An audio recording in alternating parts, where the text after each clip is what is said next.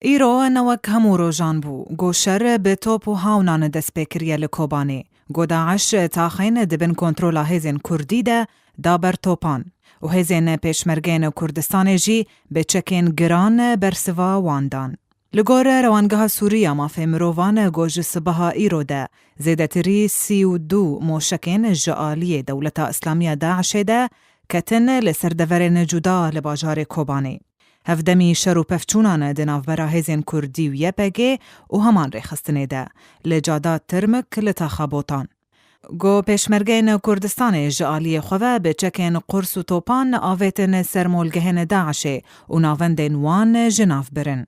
بالفرین هف پیمانیا ناف دولتی بسرپرشتیا امریکا بردوامه به پشتگیریا کردان و صبح ایرو دو ایریش برن سر ناوندین چکان ین داعشه لیدر دورا باجار کوبانه و هلوشاندن.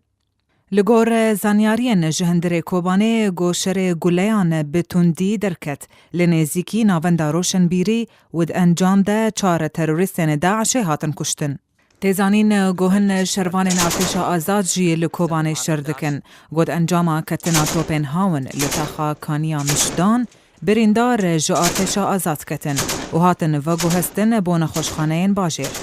و حتی نها نیزیکی 7 ایریشن بالفرین هف پیمانیه هاتن آویتن لسر تاخا پیش سازی و بازار حال و کانیا عربان.